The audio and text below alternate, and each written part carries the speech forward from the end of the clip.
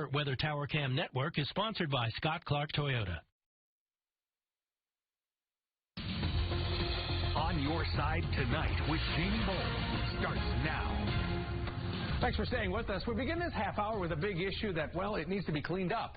Instead of manicured grass or blooming flowers, many of our local roadways are surrounded by trash, litter. And it seems like it's everywhere you look. I just picked up a paint tray. We just picked up an oil filter. Why is that on the side of the road?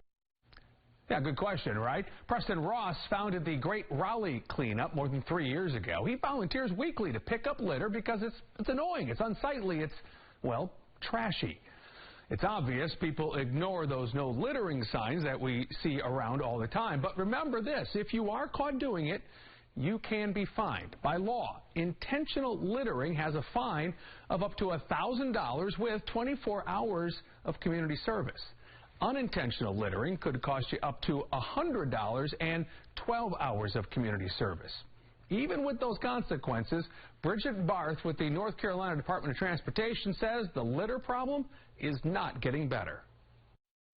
I would say it's getting a little worse, where we have to pick up more and more every year. I don't know if you're aware, statewide, we've picked up 11.5 million pounds of litter last year in 2023. Yeah, did you hear that? That's a mind-boggling number. 11.5 million pounds of trash picked up along North Carolina roadways just last year.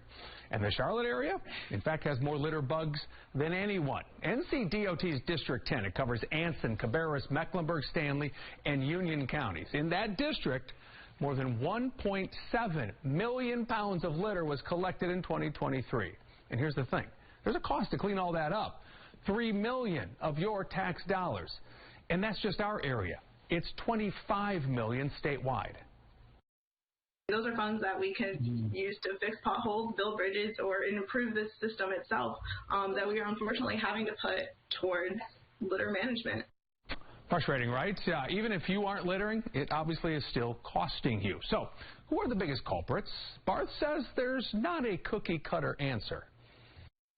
It's a little bit of anyone and everyone. I mean, like I said, if they're throwing it out the window, that's a problem, or unintentionally it can go flying out of the back of a truck, which, while unintentional, still is litter. It's not legal to throw stuff outside of your vehicle or not secure your load, all of those things. So how is this sort of thing patrolled?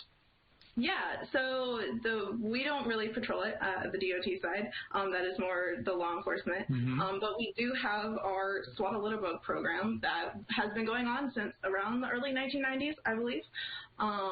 And that is an educational program designed to raise awareness about littering and the impact it can have on the North Carolina roadways.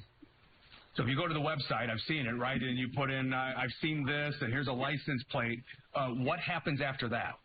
Yeah, so after you submit the report to us, we go back and we take that report and we will send out a notification to the registered owner of the vehicle that you had entered into the online form.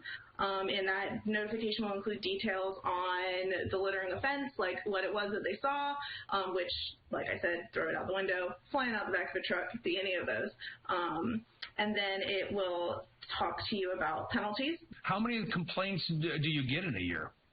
Yeah, so far in 2024, we've actually received 2,000, about 2,000, a little over 2,000 reports, which we have then sent out notifications to. Last year, we received 7,000 reports in total. So we do have people that are paying attention and are seeing people do that and are reporting it to us.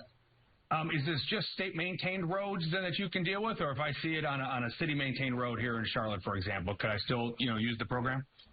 Yeah, no, let us know if you see it, and we'll send out the notification. Yeah, keep in mind, again, it's a notification. They aren't being fined, but you're being told someone saw you do it, kind of knock it off. We all get frustrated by litter, right? But now you have a chance to do something about it. NCDOT is hosting its Spring Litter Sweep. And Barth says it started last Saturday. It's going to end next Saturday. So the easiest way to get involved is reaching out to your local litter management coordinator or your local maintenance office, which you can find the office for your local area on our website, ncdot.gov, and just search Litter Sweep, and that will have all the information that you need to know on how to get involved. We'll also provide everything you need. So trash bag, gloves, safety vests, just reach out to the maintenance office and just say, hey, I want to do a litter sweep. I want to participate. Chance to clean up our state. Remember, when you do participate in a litter sweep, wear those safety vests so drivers can see you. Also pay attention to your surroundings. Well, on your side tonight with a strong comeback. More Americans than ever are becoming their own boss by starting their own business. In 2023, a record-breaking 5.5 million new business applications were filed. That's up from around 3 million in 2019. And if you look at this graph over here, you're going to see new businesses really skyrocketing right here during the pandemic. In 2021, nearly 180,000 businesses were created in North Carolina. The Secretary of State explains the most common businesses opening. Things related to real estate, given the state of construction around here, was very high. But it was personal services, it was design, it was technology things, it was life sciences things. Lots of different things. And there are many factors contributing to this surge, including those stemming from the pandemic, such as a change in consumer demands, an influx of stimulus money, and the need for new income after some people lost their jobs. Our national investigative reporter Tisha Powell introduces us to two new entrepreneurs who turned what they used to do for fun into an investment for their family's future. And this is your dress for Wednesday Addams. To say that Kenda Saunders' home is busy Please, no! Oh no! Would be an understatement. A lot of costumes. Kenda turned the hustle and bustle of family life into a family business. So would you say you're an influencer? I would say I'm a future mogul. You know, it's actually really crazy to say I have my own company because this really was just a hobby and it took off and I feel like I'm trying to still catch up to it. Don't catch me! Who's gonna catch her? This busy mom of 6 went from selling insurance to sharing the happiness of her home with the world, putting the good and sometimes challenging moments on social media. But a little suffering can really pay off when promoting companies online. For me, when I was starting off and I didn't know anything about this business, someone offered me $400 to do an ad, and I was like, wow, sure. And now my rate is about $20,000 per ad. Happy, happy, happy, happy. I don't think any little kid grows up wanting to be an insurance agent, so I think I'm finally where I'm supposed to be. I guess I need to plug it in. For David Rainey, that's in his garage.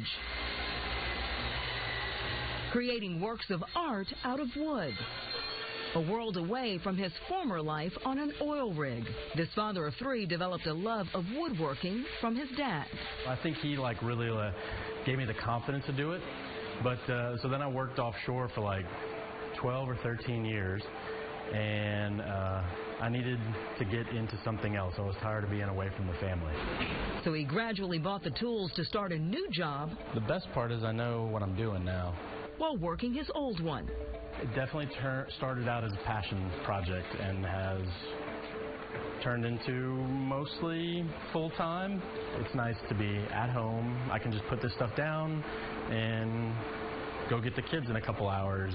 What do you gain from a hobby? And the answer is you gain happiness. And it's that same desire to achieve happiness that really does drive entrepreneurs in the business. Tom Sullivan is Vice President of Small Business Policy at the U.S. Chamber of Commerce. He credits COVID for the surge of new businesses, providing the perfect combination of extra time and money. There has always been the desire by actually about 50% of Americans who are in the professional ranks to be their own boss. But there's always this mystery of, well, what does it take to make that leap? And if you get stimulus money, that helps make that leap into entrepreneurship. Sullivan says it's also about people wanting to solve problems.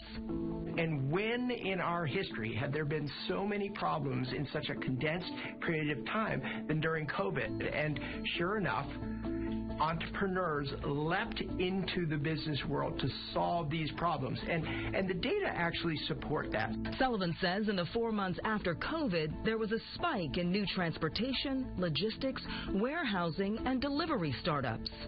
We're seeing the gold, silver, and bronze years of new startup in the United States. That rise in entrepreneurship has stayed steady. It's morphed away from delivery and logistics a lot into the e-commerce world. We want to do something that's fulfilling. We want to do something that's purposeful. Some of those new entrepreneurs are being born right here at the Southern University School of Business in Baton Rouge. Students are encouraged to not just look for a job after they graduate, but create their own brand. Just do it on a computer, y'all. Just do it on a computer. So this is something that you want to instill in young people, that they can be their own boss. Yes, but the problem is you have to realize when you say your own boss, you're working for that consumer. And so that consumer can fire you at any time if you're not satisfying their needs.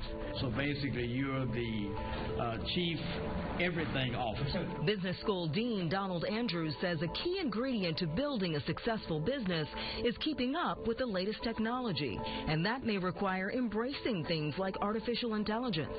Artificial intelligence is here. We can't hide from it. So you might not lose your job to artificial intelligence, but you may lose your job to a person who knows how to utilize artificial technology. So therefore, you've got to be adaptive in that area as well. For David and Kenda, it's not only about just sharing their passions with the world. You hungry? But also giving more of themselves back to their families. It allows me to do all the little things that I had to miss before. It's me! They're looking at you. But at the end of the day, I realized that I'm building something. This is the beginning of generational wealth. If I play my cards right, and if I continue to teach them that and move them in that right direction, I don't have to work for anybody, because no one is going to work harder for me than I am. Everybody make a kissy face.